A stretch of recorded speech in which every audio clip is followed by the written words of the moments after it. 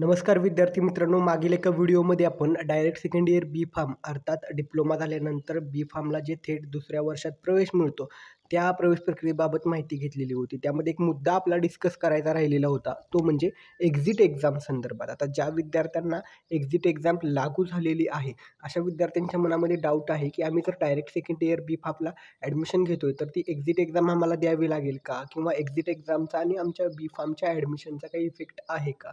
तर लक्षात ठेवा विद्यार्थी मित्रांनो, एक्झिट एक्झाम आणि तुमचं डायरेक्ट सेकंड इयर बी फार्म याचा काहीही संबंध नाही आहे. लक्षात ठेवा एक्झिट एक्झाम कशासाठी आहे? तुमचं डिप्लोमा पूर्ण झाल्यानंतर ज्यावेळेस तुम्ही ॲज अ फार्मासिस्ट म्हणून स्टेट फार्मसी काउन्सिलकडे रजिस्ट्रेशन करण्यासाठी जाता, तुम्हाला जे फार्मासिस्ट म्हणून सर्टिफिकेट मिळतं, त्यासाठी ज्या रजिस्ट्रेशनसाठी तुम्ही जाता, त्यासाठी ती एक्झिट एक्झाम PCIकडून घेतली जाणार आहे. अर्थात एक्झिट एक्झामचा आणि डायरेक्ट सेकंड इयर बी फार्मच्या ॲडमिशनचा काहीही संबंध नाही. मग राहतो मुद्दा, जर तुम्ही डायरेक्ट सेकंड इयर बी फार्मला ॲडमिशन घेतलं आहे, तर तुम्हाला एक्झिट एक्झाम द्यावी लागेल का?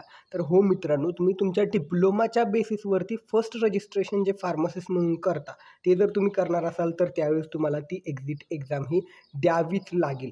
आणि यापूर्वीच्या एका व्हिडिओमध्ये मी डिस्कस केलेलं आहे, ज्यावेळेस आपण PCIचे प्रेसिडेंट मोंटू कुमार पटेल यांचा इंटरव्ह्यू घेतलेला. त्यांना देखील विचारलेलं, की जे विद्यार्थी आता डायरेक्ट सेकंड इयर बी फार्मला ॲडमिशन घेतील, तर त्यांना ती एक्झिट एक्झाम द्यावी लागेल का? तर त्यावेळेस देखील त्यांनी त्या एक्झिट एक्झामचा उल्लेख त्या ठिकाणी केलेला होता.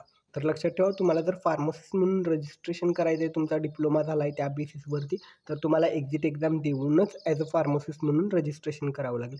तर ज्यावेळेस तुमचा डिप्लोमानंतर डायरेक्ट सेकंड इयर बी फार्मला ॲडमिशन घेतलेलं आहे आणि बी फार्म झाल्यानंतर ज्यावेळेस तुम्ही रजिस्ट्रेशनसाठी जाल, तर पुढच्या 3 वर्षानंतर बी फार्मला एक्झिट एक्झाम लागू नसेल, तर तुम्हाला काहीही एक्झिट एक्झाम वगैरे द्यावी लागणार नाही आहे. पण तुम्ही त्या एक्झिट एक्झामची अशी भीती न घेता डायरेक्ट सेकंड इयर बी फार्मला ॲडमिशन घ्या. सोबतच तुम्ही एक्झिट एक्झाम देखील द्या. ती एक्झिट एक्झाम पास झाल्यानंतर तुम्ही फार्मसिस्ट म्हणून रजिस्ट्रेशन करू शकता आणि तुमचं जे आत्ता डिप्लोमाच्या बेसिसवरती फार्मसिस्ट म्हणून रजिस्ट्रेशन होईल, त्याचा पुढे कुठे ना कुठे तुम्हाला फायदा नक्कीच होईल. त्यामुळे एक्झिट एक्झामचा तुम्ही आत्ता जास्त टेन्शन न घेता एक्झिट एक्झाम द्या. जरी तुम्ही डायरेक्ट सेकंड इयर बी फार्मला ॲडमिशन घेतलं असलं, तुमचं कॉलेज जरी सुरू असलं, तरी ज्यावेळेस ती एक्झिट एक्झाम होणार आहे, ती एक्झिट एक्झाम द्या आणि त्या बेसिसवरती फार्मसिस्ट म्हणून रजिस्ट्रेशन हे तुम्ही करून घ्या. बाकी डायरेक्ट सेकंड इयर बी फार्मचं ॲडमिशन प्रोसेस उद्यापासून रजिस्ट्रेशन सुरू होणार आहे, असं CET सेलकडून सांगण्यात आलेलं आहे. ज्यावेळेस ॲडमिशन प्रोसेस सुरू होईल, त्यावेळेस मी ती अपडेट जे आहे ते तुमच्यापर्यंत पोहोचवेल. CET सेलची वेबसाईट आहे. याच वेबसाईटवरती अंडर ग्रॅज्युएटमध्ये खाली तुम्ही बघू शकता direct second year pharmacy DSP असा जो सेक्शन आहे, त्या ठिकाणी ते ॲडमिशन प्रोसेस सुरू होणार आहे. ज्यावेळेस सुरू होईल, त्यावेळेस तिथं न्यू असं लिहून येईल. बाकी तुमच्या काही जर शंका असतील, तर त्याखाली कमेंट करा. डायरेक्ट सेकंड इयर बी फार्मचे जे काही कट ऑफ लिस्ट आहेत, जुन्या वेबसाईटवरती ज्या मागच्या वर्षीच्या कट ऑफ लिस्ट आहेत, ती मी आपल्या टेलिग्राम चॅनलवरती टाकलेली आहेत. तिथं जाऊन त्या पाहू शकता.